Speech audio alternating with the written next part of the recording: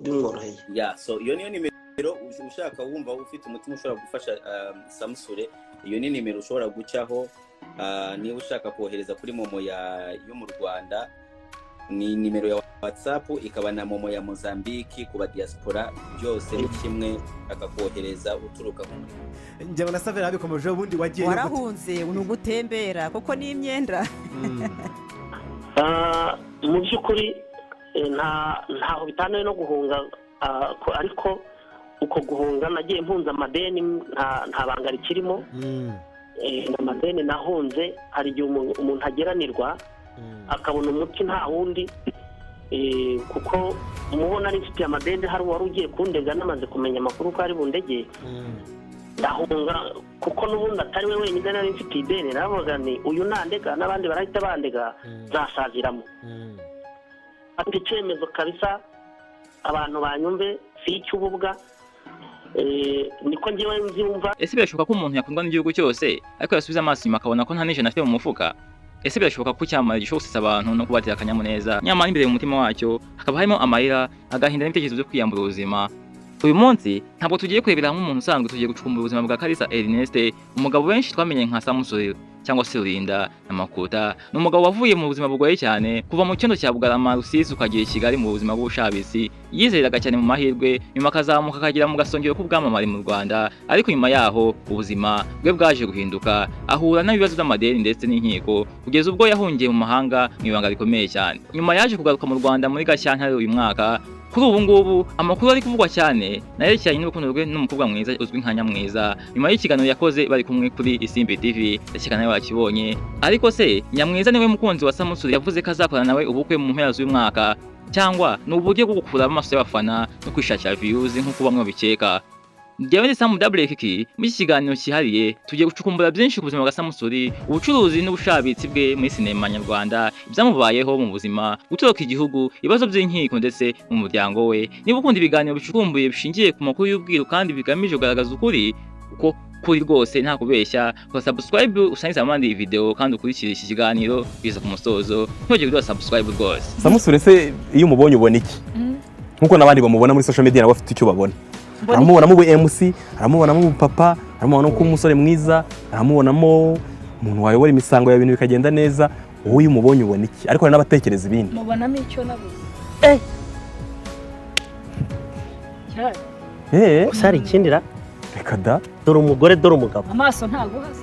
reka da. shaka Kugira ngo tumenye neza aho Samusure ageze uyu munsi, tugomba kubanza kumenya aho yavuye. Kalisa Ernest yavutse mu mwaka w'1997, avukira mu murenge wa Bugarama mu karere ka Rusizi, hafi y'uruganda rwa sima ya Simerwa. Mu mwaka w'1997 no mu mwaka w'1990, aka gace kari kiganjemo ubuzima bwo gukora mu ruganda rwa sima, ubunyonzi, ubuhinzi bw'umuceri n'ubucuruzi buciriritse. Iyi mirimo nayo yonyine yabonekaga muri bino bihe by'imyaka y'1980, niyo mirimo yabonekaga rwose. Ernest yabashije kumeza amashuri, ageze mu mwaka wa 4 w'amashuri abanza. Ibibazo by'amikoro n'ubuzima bwa gakondo byaramukomereye cyane, niko ufata icyemezo cyo kureka ishuri. Umwana w'imyaka mike uvuye mu ishuri rwose turabizi ko abagiye kuba mu buzima butoroshye na gato rwose, abagiye guhangayika no guhura n'imiruho itandukanye.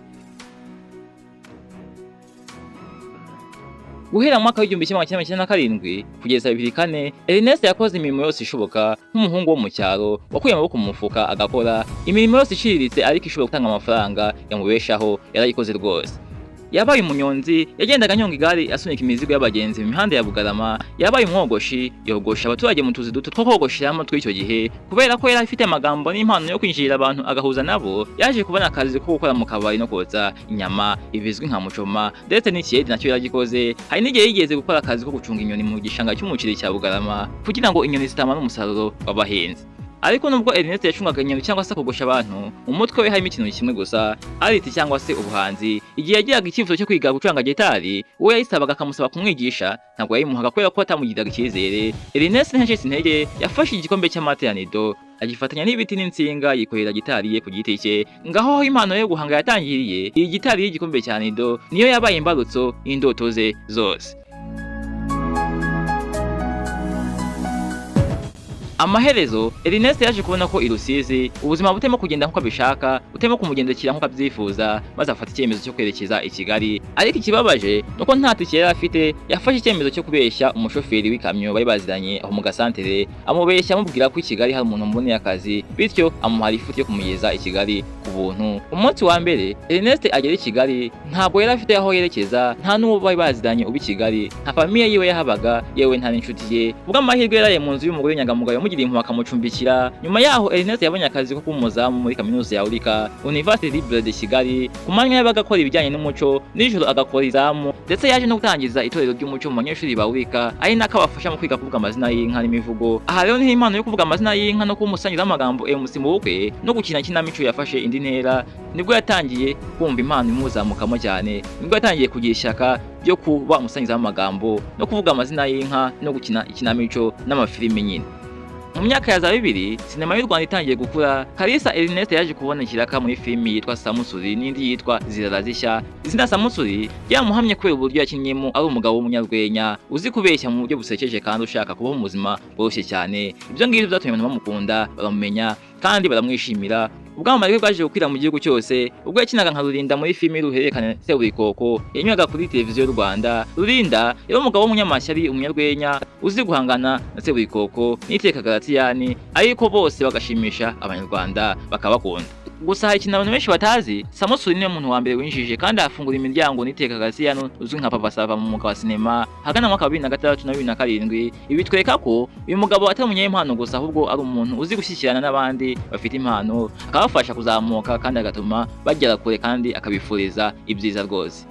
Ariko mu gihe abanyarwanda babonaga Rulinda cyangwa se Samusure kuri televiziyo bagaseka bagatembagara, nyuma y'izo feelings z'ubwamamare hari icyuho gikomeye cyane mu bukungu. Twese tumaze kubimenya, mu Rwanda kumenyekana ntabwo buri gihe bijyana no kugira amafaranga menshi kuri konti. Reka rwose kuba abantu bakuzi cyangwa se icyamamare ntabwo bivuze ko kuri konti yawe hariho amafaranga menshi nyine ngubayeho neza. Rwose ntabwo ari cyo bisobanuye hano mu Rwanda. Wenda hanze birashoboka, ariko mu Rwanda wapi. Nyuma yo kuva muri Seburikoko, Samusure yashatse kuba rwiyemezamirimo wikorera. Yatangiye filime yitwa Makuta inyuzaga kuri YouTube channel yiwe. Yatangiye gushaka amafaranga ye bwite, ariko kubera ibibazo by'ubukungu byakurikiye icyorezo cya COVID-19, filime ntiyabaye igitanga umusaruro nk'uko bisanzwe. Kugira ngo akomeze gusohora ama episode mashyashya, yatangiye gufata amadeni hirya no hino mu nshuti no mu bacuruzi batandukanye. Umwenda we waje kujya kuri 7,400,000 z'amafaranga y'u Rwanda. Kubera kwizeza abantu ko azabishyura akabura ubushobozi, yaje gutanga sheki zitazigamiye, icyaha gihanwa n'amategeko y'u Rwanda. Igihe abo yarabereyemo amadeni bafataga icyemezo cyo kumugena mu rukiko, Samusure yabonye ko igihome kimwegereye cyane, habura rimwe ritanga 2. Niyo mpamvu mu Kwakira 2022 nta muntu bizi, ndetse n'umuryango we na mama we batabizi, Kalisa Ernest yakuye imyenda ye mu nzu akatisha itike rwihishwa ahungira mu mujyi wa Makuta muri Mozambique. Iri hunga ryagizwe ibanga rikomeye cyane mu mezi ya mbere, ariko nyuma yaho amakuru aza kujya hanze arasakara. Mu gihe yari Makuta, ubutabera bw'u Rwanda bwarakomeje, urukiko rw'ibanze rwa Nyarugenge bamukatiye adahari igihano cy'imyaka 2 isubitse n'ihazabu ya miliyoni 3 kubera icyaha cyo gutanga sheki zitazigamiye. Ibi byatumye umwenda we wose w'ibihano byikuba byose hamwe bigera kuri miliyoni 10 z'amafaranga y'u Rwanda.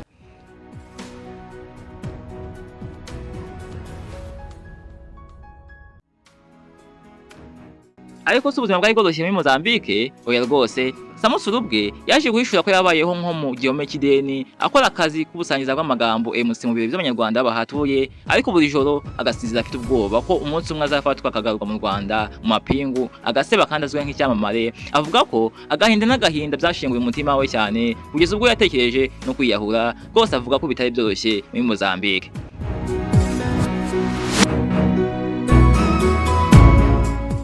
Nkuko babivuga ko waba umuntu ntaho hacikira, kandi ko niyo waba utambaye waza ukahataha rwose ntihagire umuntu ukuveba. Samusure nawe yamenye ko ubuzima bw'ubuhunzi Maputo ari nk'urupfu rumusatira. Yafashe icyemezo cyo kwicisha bugufi, ashyira video ku mbuga nkoranyambaga ze, maze atabaza abanyarwanda. Yabasabye imbabazi, avuga amakosa ye maze arayemera, asaba ko bamufasha kwishyura amadeni arenga miliyoni 10 kugira ngo arebe ko yakurwaho ikirego n'ibihano akagaruka mu gihugu cye yemye rwose, nta mushira urubanza, nta umushinja amakosa kandi nawe adafite ubwoba ko yahita afungwa. aha rero niho abanyarwanda berekanye umutima w'ubumuntu rwose inshuti ze abanyarwenya bagenzi be n'abafana be muri rusange batangije ubukangurambaga bwo gukusanya inkunga umuryango we nawe wabyinjiyemo ariko umwe mu bantu bakoze ibintu bikomeye cyane bitazibagirana ni umuhanzi Bruce Melody yemeye kumugurira itike y'indege ya Rwanda n'ibindi byangombwa byose bisabwa kugira ngo Samusure agaruke mu gihugu cye ari icyamamare gifite agaciro kandi agende yemye binyuze mu bwumvikane amadeni ye yose yarishyuwe maze ibirego n'ibihano bikurwaho gutyo nuko Samusure yabaye umwere asigara nta deni na rimwe afite abifashijwemo n'abafana umuryango we inshuti ze ndetse na Bruce Melody cyane cyane.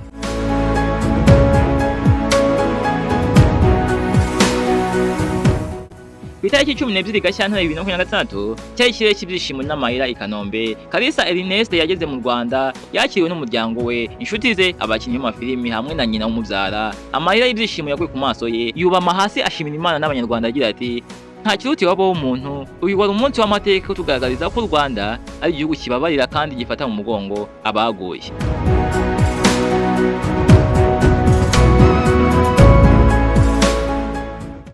Ubu rero tugeze ku mutwe w'amakuru ari gushyuha cyane muri kino gihe nyuma yo kugaruka kwe Samusure yasubira mu mwuga we w'urwenya. Ku itariki 9 Kanama Sabe yashyize kuri YouTube channel yiwe ikiganiro cyihariye gifite umutwe ugira uti umukobwa yemeye Samusure kumwakura ambona azi gukirigita inanga mbega nyamwiza ngo araganira. Ikiganiro cyateje impaka zikomeye cyane mu bantu bamwe bakurikirana imyidagaduro hano mu Rwanda. Muri iki kiganiro Samusure yagaragaraga ari kumwe n'umukobwa mwiza cyane witwa Nyamwiza twese tuzi usanzwe uzwi mu ruhando rw'imyidagaduro hano mu Rwanda usanzwe uzi mu entertainment nyarwanda mu imyidagaduro nyarwanda rwose turamuzi Nyamwiza ndakeka nawe umuzi. Uburyo barebanaga bagirana ibiganiro by'urukundo basitsanya bahoberana ndetse n'uburyo uyu mukobwa yemereraga Samusure kumukoraho no kumuguyaguya mu buryo bw'urwenya ari nabyo Sabese kumwakura byatumye abantu benshi bahita batangira gukeka ko baba bakundana rwose. Ese aho ibi ntaho byabihuye n'ibyo Samusure yavuze muri Gashyantare ko afite umushinga w'ubukwe mu mpera z'umwaka wa 2026. Mu busesenguzi hari ibintu bibiri tugomba kurebaho. Ku ruhande rwa mbere birashoboka cyane ko uyu ari we mukunzi we rwose. Samusure umugabo w'imyaka 49 ubu ngubu kandi amaze igihe kinini cyane ari wenyine nyuma y'ubuzima bugoye cyane yanyuzemo. Niba yaravuze ko agiye gukora ubukwe mu Kuboza 2026 uyu Nyamwiza ashobora kuba ari we mukobwa wamutwaye umutima bityo akaba yahisemo kumugaragaza kuri Simbi TV mu buryo bw'urwenya kugira ngo abafana batangire kumumenyera no kubakekiranya bari hagati kugira ngo amakuru najya hanze yo kubakundana tazadutungura twese.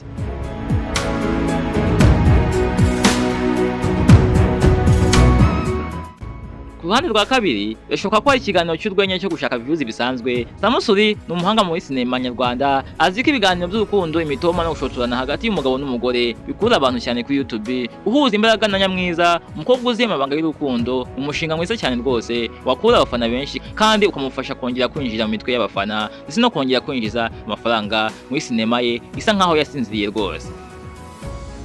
Gusa icyo twavuga cyo ni uko we na Nyamwiza ari abahanga mu gukora ibiganiro by'urwenya kandi niba nawe urabibonye iriya video yari iryoshye cyane rwose niba warayirebye ukayitegereza rwose ikiganiro cyari cyiza kandi bigaragara ko abakirimo bose ari abahanga rwose. Twabibonye kuva ku gufata gitari y'igikombe cya Indo i Rusizi gukora akazi k'ubuzamu muri Urika ukundwa nka Rurinda guhungira imaputo kubera amadeni kugeza kugaruka yemye mu Rwanda no gukorana ibiganiro bishyushye na Nyamwiza kuri Simbi TV. Amateka ya Samusure ni isomo rikomeye cyane shimangira ko Imana yanditse ku buzima bw'umuntu kigomba gusohora byanze bikunze rwose. Ese wowe urabona uyu Nyamwiza ari we mukunzi wa Samusure ugiye kumubera umugore mu mpera z'uyu mwaka cyangwa urasanga ari comedy n'urwenya byo kuri YouTube gusa byo gushaka views no gutuma abantu benshi baseka? Andika igitekerezo cyawe munsi y'iyi video. Niba wakunze ubusesenguzi bwacu bucumbuye kandi butabeshya kwa subscribe ukora like kandi usangize iki kiganiro inshuti zawe n'abavandimwe. Na Sam double kiki turahari ku bwanyu kandi tuzakomeza kubagezaho amakuru y'ibyamamare mu busesenguzi bw'ukuri n'ubwenge. Muse duhure mu biganiro bitaha. Ciao ciao, Imana ibarinde rwose, mwakoze cyane.